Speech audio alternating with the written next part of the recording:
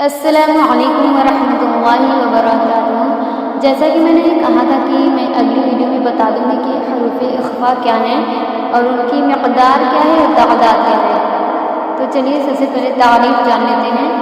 دیکھیے، اگر تنوین یا نون ساکن کے بعد تنوین یعنی دو زبر دو زیر دو پیش، نون ساکن یعنی جس نون پر جزم ہو تو اس کو نون ساکن کہتے ہیں۔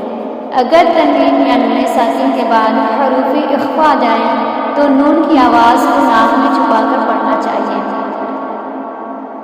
جیسے کہ اردو میں پنکھا کے نون میں پڑھتے ہیں۔ حروف اخفاء کی مقدار ایک الف ہے، یعنی کہ ایک الف کے برابر ہم ناک میں آواز کو روکے رکھیں گے۔ حروف اخفاء کی تعداد، حروف اخفاء کی تعداد جو کل 15 ہے۔ تا، ثا، جیم، دال، غال، زا، سین، شین، صاد، ضاد، ضاد، ظا، فا، قاف، کاف۔ بہتر ہے کہ آپ ان تمام حروف کو یاد کر لیں تاکہ جب بھی آپ قرآن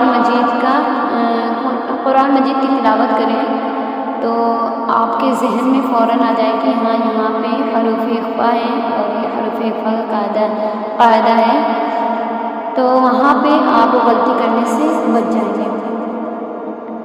چلیے اسی طرح سے ایک بار مثال کو پڑھ لیتے ہیں۔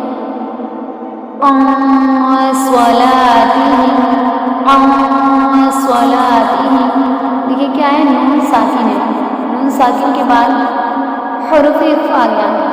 سواد، سواد کیا ہے، حروف اخفاء میں سے ہے، تو اس وجہ سے ہم نے نون کی آواز کو ناک میں چھپا دیا۔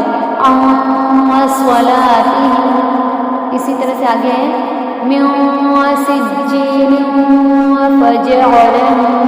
یہاں پہ لام پہ کیا ہے، دو زیر ہے، یعنی کہ تنوین ہے، اس کے بعد فا حرف اخفاء میں سے ہے، تو اس وجہ سے لن نہیں پڑھیں گے، جبکہ اس کی آواز، نون کی آواز کو ناک میں چھپا دیں گے۔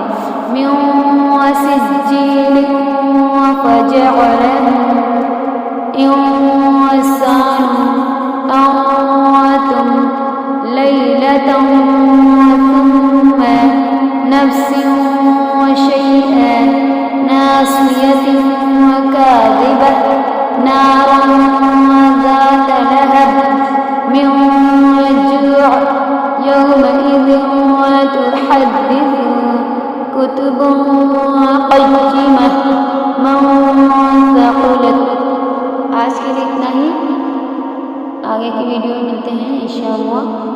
تب تک کے لیے السلام علیکم ورحمۃ اللہ وبرکاتہ۔